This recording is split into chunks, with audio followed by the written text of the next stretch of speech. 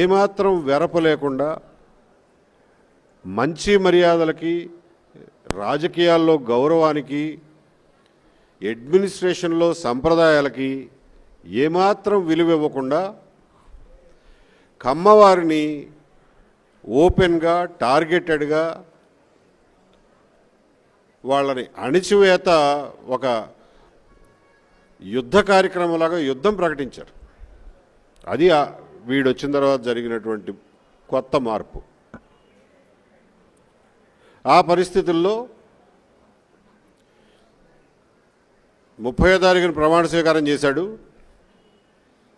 అదే రోజు రాత్రి వాడు ఇచ్చిన రెండో జీవో నా ట్రాన్స్ఫర్ చేశాడు, కానీ పోస్టింగ్ ఇవ్వడు.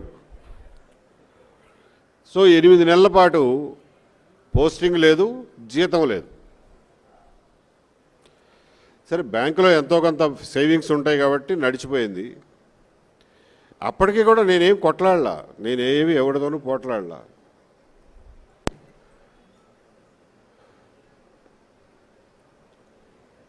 అజయ్ కల్లాం దగ్గరికి 2-3 సార్లు పోయి, ఏమండి పోస్టింగ్ ఇవ్వకపోయారు, బాగానే ఉంది, మరి జీతం కూడా ఇవ్వకపోతే ఎట్లా బతుకుతామయ్యా, మేమేమి అంత ఆస్తులు ఉన్న వాళ్ళం ఏం కాదు, అదిగాక రోజువారీ ఖర్చులు జీతాలు వస్తే కానీ నడవు అని చెప్పంటే ఆయన కూడా ఒక కాగితం పెట్టండి చూద్దాం అన్నాడు. కాగితం పెడితే గవర్నమెంట్ ఫైల్ కదులుతుంది, ఏ కాగితం లేకపోతే ఎవడు చెప్పినా ఎవడు వినడు, నోటి మాట ద్వారా చెప్తే అన్నాడు. ఆయన చెప్పాడు కదా అని చెప్పి జనవరి 6వ తారీఖున 2020 సంవత్సరం జనవరి 6వ తారీఖున బాబు నాకు పోస్టింగ్ ఇవ్వండి, ఇవ్వకపోతే కనీసం జీతం అన్న ఇవ్వండి అని చెప్పి ఒక లెటర్ పెట్టా, ఒక్క పారాగ్రాఫ్తో 4 వాక్యాల్లో. ఏమి స్పందన లేదు. సరేలే, కొత్త సంవత్సరం పండుగలో ఉన్నారో, తర్వాత సంక్రాంతి గొడవల్లో ఉన్నారో అని ఒక 20 రోజులు ఆగి మళ్ళా 28వ తారీఖున మళ్ళీ ఒక రిమైండర్ పెట్టా. అంతవరకే, నేనేమి కొట్లాడలా ఎవరితోనూ. వారం రోజులు తిరగకుండా సస్పెన్షన్ ఆర్డర్ చేతిలో పెట్టారు. అంటే ఏంటన్నమాట, వాళ్ళ ఉద్దేశం ఏంటంటే, నువ్వు జీతం అడిగే సాహసం చేస్తావా, కాగితం ఇన్ రైటింగ్ మమ్మల్ని కాగితం పెట్టి మాకు జీతం ఇమ్మని చెప్పి అడుగుతావా అనే అహంకార ధోరణిలో ఉన్న ప్రభుత్వం ఆ రోజున. మీకు సందర్భం చెప్తున్నాను, ఎందుకంటే నాకు కూడా ఒక రకంగా కొన్నిసార్లు ఆలోచిస్తే చిన్నతనంగా అనిపిస్తుంది. ప్రభుత్వోద్యోగులం, ప్రభుత్వం మీద ఇంతలా కొట్లాడడం ఏంట్రా బాబు, ఆ అవసరం ఎందుకు కలిగిందా అని చెప్పి కొన్నిసార్లు బాధ కలుగుతూ ఉంటుంది. సస్పెండ్ చేశాడు. సరే, సస్పెండ్ చేస్తే దాంట్లో ఏం కాగితం ఉందో అది ఒక అధికారిక ప్రాసెస్. సస్పెండ్ చేస్తే అరే బాబు నీ మీద ఈ అభియోగాలు ఉన్నాయి చెప్పాలి. ఏమీ చెప్పకుండా 2 ముక్కల్లో you are placed under suspension. నన్ను ఎందుకు సస్పెండ్ చేశారో తెలుసుకోవడానికి నేను కోర్టుకు పోవాల్సి వచ్చింది. కారణాలు చెప్పండి రా బాబు అని. ఇది ఒక పక్కన నలుగుతూ ఉండగా బయట రాజకీయ వాతావరణంలో చూసాం మనందరం. ఒక తుచ్చుడు, వాడు కుర్చీలో కూర్చునే కుర్చీ కాలి గోటికి కూడా సరిపోని తుచ్చుడు కరోనా కాదు ఇది కమ్మరోనా అంటాడు.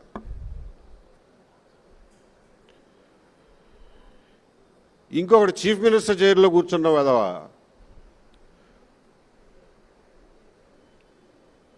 ఎలక్షన్ కమిషనర్కి కులాన్ని ఆపాదించి ఆయన నిర్ణయాన్ని కులానికి అంటగడతాడు. మళ్ళీ వాడే అదే నోటితో వ్యాక్సిన్ కనిపెడితే ఆ వ్యాక్సిన్కి కూడా కులాన్ని అంటగడతాడు. ఒక క్రికెటర్ని తీసుకొచ్చి నాకు సెలక్షన్ రావడానికి కమ్మోడు కారణం, వాడు సెలెక్టర్గా ఉండటం వల్ల నేను టెస్ట్ సిరీస్కి ఆడలేకపోయానని చెప్పి వాడితో చెప్పిస్తాడు. Which is completely false. అందులో ఏమన్నా నిజం ఉంటే అనుకోవచ్చు, విచ్ ఈస్ కంప్లీట్లీ ఫాల్స్. ఆ వాతావరణంలో మనం ఆ రోజున బ్రతికాం.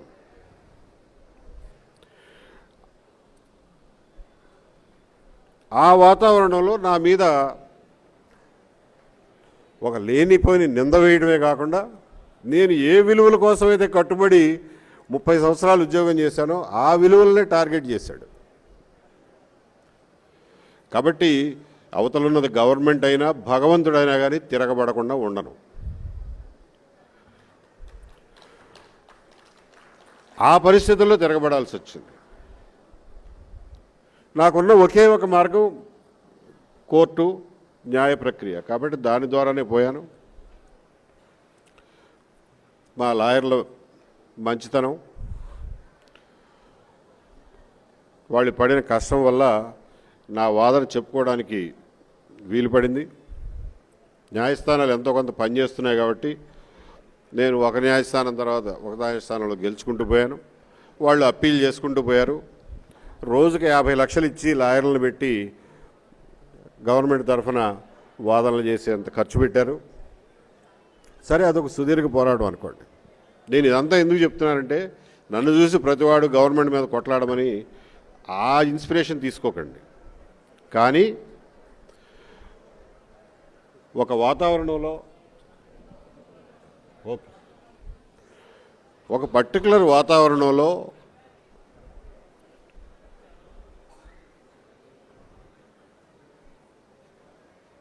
మూలక నెట్టబడిన నాడు తిరగబడడం తప్ప వేరే మార్గం ఉండదు. దానికి మానసికంగా మనం అందరం సిద్ధంగానే ఉండాలి ఎప్పటికైనా.